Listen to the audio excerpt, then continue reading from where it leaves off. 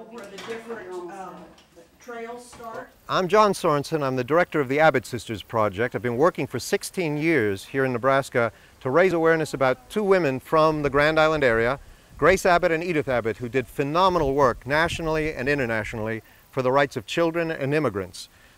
We've been trying to find a way for years to make that a living legacy, not just saying this is something that happened 100 years ago. That part is important. And when we started the project, we had two goals. One of them was to pay tribute to the history of the women, and we've achieved that recently with a book that is coming out the 1st of October, The Grace Abbott Reader. It's an anthology of Grace's writings, primarily on children's issues and immigration issues. But we've been looking for a long time to find a way to make that legacy live, to have a living legacy for the Abbott sisters. And one of the ideas that came up was this town now, which was almost all Anglo-European population until not so many years ago. In talking to Dr. Joel, the superintendent of schools, he says the minority enrollment in the schools of Grand Island is over 40% now. That really targeted it for us that this community has become a community of new immigrants. Once again, a community of immigrants. It was 100 years ago, too. So we started looking at projects for the Abbott legacy that would honor the Abbotts but help the new immigrants to town. The newest group, or among the newest, are the Sudanese, which are here escaping the war conditions in South Sudan. As a lot of people know, there's been difficulty with the Islamic government in the north. The southern groups are mostly Christian groups who have come over here in the last 5 years or so through government sponsorship, through the United Nations programs. A lot of them were settled initially in large cities, but these are rural people. They were farmers, they were cattle people. They wanted a more rural life, and a lot of them have ended up in Nebraska. They say that Omaha, Nebraska is the largest Sudanese city in the world outside of Sudan now. Grand Island has maybe 400 Sudanese, and heavy on the children. The majority of those Sudanese here are under the age of 18. So, to honor the Abbotts, we thought of a project that would help the children of these new immigrants to integrate into the community and respect our past and the immigrants that were here before. A big part of our immigrant past is reflected here in the Stewart Museum, the Prairie Pioneer.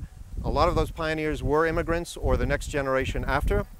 One of their main art forms were the quilting activities that the women engaged in. I began to work with a nationally known quilt maker, Peggy Hartwell, who is visiting us from South Carolina. She has work and has been involved with the Smithsonian Institute, with American Museum of Folk Art. She has great stuff. She is coming here to work with a group of Sudanese girls, ages 10 to 18, to make a mural quilt of smaller blocks on the girls' dreams and memories. Their memories of life in Africa, those who grew up there, some of them didn't. So we asked them to talk to their parents. What was life like for them? What kind of animals were there? What were the houses like? How was it different? But also their dreams.